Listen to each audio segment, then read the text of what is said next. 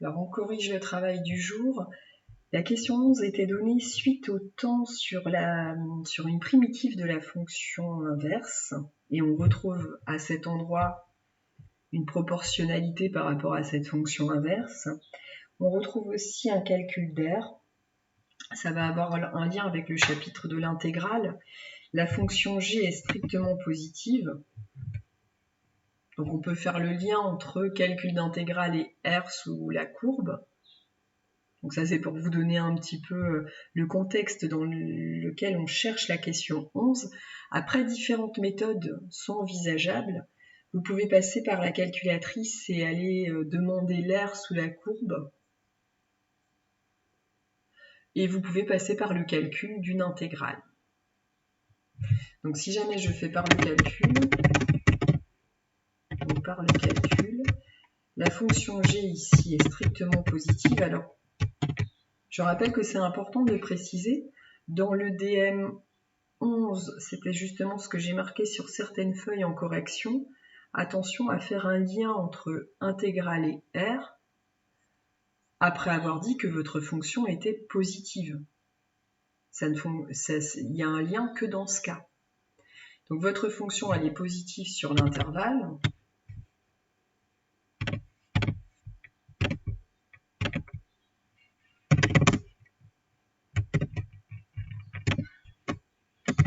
Donc l'air que vous cherchez sera donné par un calcul intégral qui est celui-là. Et vous savez que pour calculer ensuite cela, vous allez devoir déterminer une primitive de votre fonction petit g et la prendre entre 6 et 2. Ça, on l'a déjà fait. Alors, votre fonction petit g, c'est 5 sur x. C'est là que c'était nouveau pour vous parce qu'on vient de rencontrer une primitive de la fonction inverse. Et ça, pour l'instant, vous n'en aviez pas eu. Alors, j'explique que 5 est à mettre à part. Il joue le rôle de coefficient. Vous, votre fonction de référence, c'est la fonction inverse. Donc, je conserve le 5 et je vais aller déterminer une primitive de ma fonction inverse. Et d'après mon cours, c'est le logarithme. Grâce à ça, je peux trouver g de 6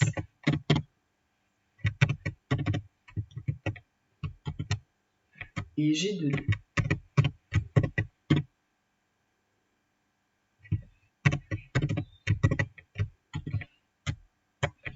Et g de 2.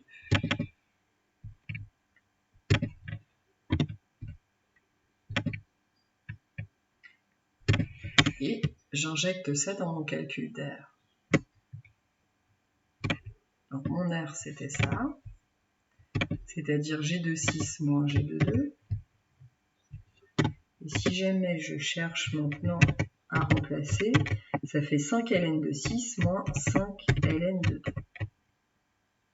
Alors, est-ce que cette réponse m'est proposée? Alors, c'est pas ça, parce que là, c'est petit g et pas grand g. Là, c'est un plus, c'est pas un moins. Ça, je sais pas ce que c'est, on l'a pas encore vu en cours. Et là, ça ressemble peut-être à condition de factoriser par 5.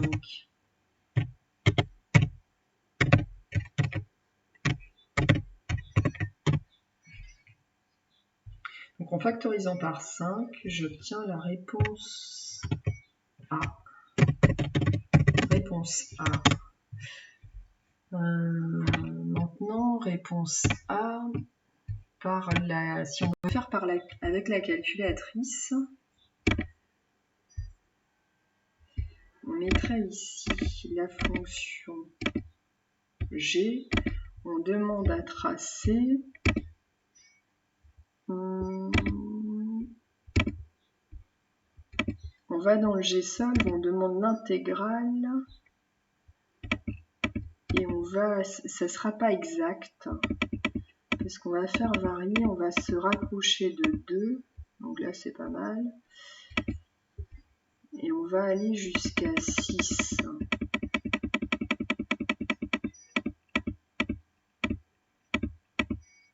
Voilà, là c'est bien. Et là, donc j'ai pris la borne 2,06, la borne 6,03, ça a assuré l'air sous la courbe, et on me dit que mon R vaut environ 5,36. Reste à voir parmi les réponses proposées, pour les élèves qui passeraient par la calculatrice, parmi les réponses proposées, laquelle vaut 5,36. Alors je passe en revue d'abord le premier.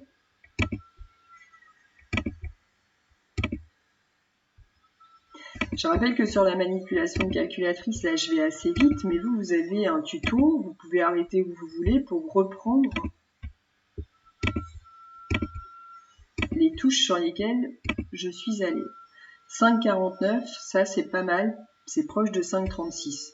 Bon, ça je sais pas ce que c'est, ça je veux bien le taper.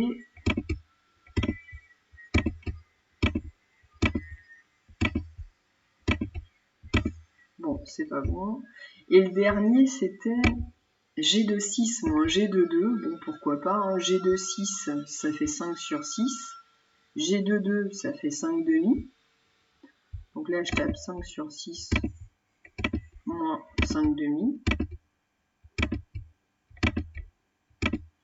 bon ça fait pas du tout 5,36 comme j'ai trouvé, donc pour moi 5,36, 5,49 c'est assez proche étant donné que le lower et le upper n'étaient pas à 2 et 6, donc la réponse avec la calculatrice c'est aussi la réponse A. Ça on verra plus tard, mais c'est pas ça. Ça, c'est ce qu'on appelle la valeur moyenne. Vous l'aviez dans le bac blanc, mais on ne vous l'avait pas défini en cours. Mais ça ne correspond pas de toute façon. Si on le faisait, on pourrait détailler aussi le calcul, mais ça ne correspond pas. Donc, à la calculatrice, c'est la réponse A également. Exercice 3. Une équation à résoudre. Alors une équation où vous avez du logarithme dans le membre de gauche, 0,01, 2 et un membre égal à 0. On isole d'abord le logarithme de x. Donc on isole d'abord le logarithme de x, ça veut dire que 2 ln de x égale moins 0,01. Je vais fermer ma porte.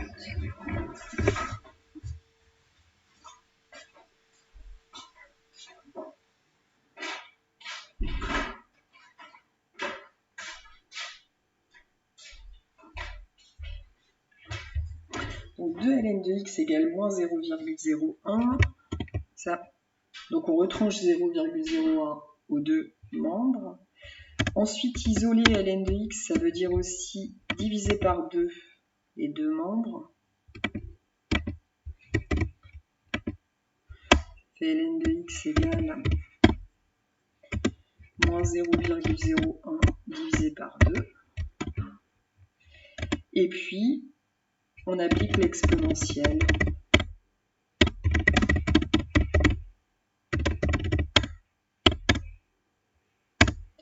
Et en appliquant l'exponentielle, d'un côté, on a exponentielle de ln de x, et de l'autre, on a exponentielle de... Alors, moins 0,01 divisé par 2, ça se calcule et ça fait moins 0,005. Donc là, ce sera plus simple à écrire pour moi.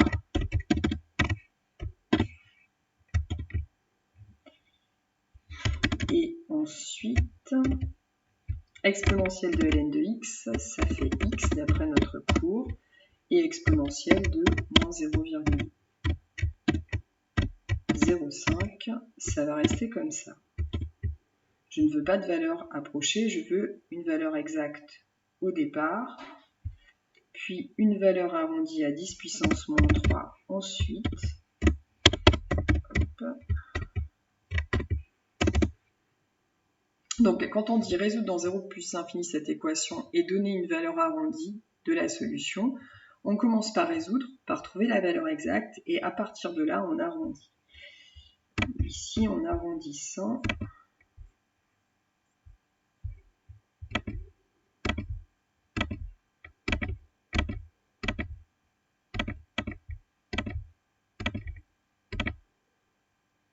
je dois arrondir à 10 puissance moins 3. 0,995.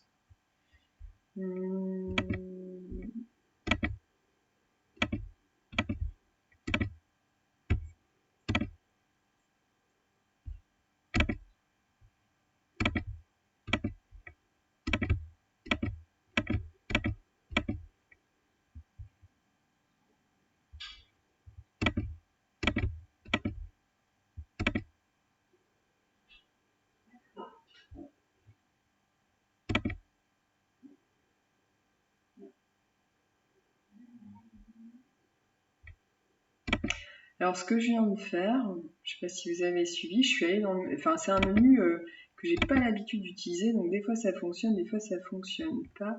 Je vais dans le menu équation, je demande à résoudre, je tape l'équation. Alors, je tape donc l'équation que j'avais au départ avec un égal à 0, le égal se trouvant là. Je vais tout effacer parce que là, je me lançais sans être vraiment sûre de moi et il y a un truc sur lequel je doute toujours. Donc c'est égal à 0. Et c'est là, en fait, ici, le lower et le upper, c'est parce que la calculatrice, elle demande sur quel intervalle on cherche la solution.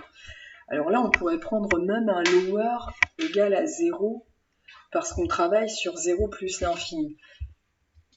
Mais je vais laisser tel quel, comme je l'ai fait d'ailleurs avant, et elle va me trouver donc peut-être une, peut-être deux solutions, j'en sais rien. En tout cas, je vais lui demander maintenant de résoudre. En fait, il faut vraiment travailler avec le lower et le upper, soit le plus grand possible. Ici, je savais que ça allait être équivalent, mais vous n'êtes pas censé le savoir. Donc, autant être cohérent, en fait, logique par rapport à l'énoncé, prendre un lower à 0 et un upper à plus infini. Alors, le upper à plus infini, ça va être important qu'on le voit maintenant pour le prochain chapitre qui sera la loi normale, et vous aurez à programmer votre calculatrice comme ça avec un upper à plus l'infini. Un upper à plus l'infini, c'est du 9 fois 10 puissance 99. On ne peut pas écrire sur une calculatrice, en tout cas ici, on ne peut pas écrire plus l'infini. On estime donc qu'un nombre proche, entre guillemets, de plus l'infini, c'est 9 fois 10 puissance 99. On se contente de cette valeur, et elle est déjà écrite sur ma calculatrice sans que j'ai besoin de le dire. Mais dans votre tête, vous devez garder ça parce que vous aurez aussi, vous, parfois à l'écrire.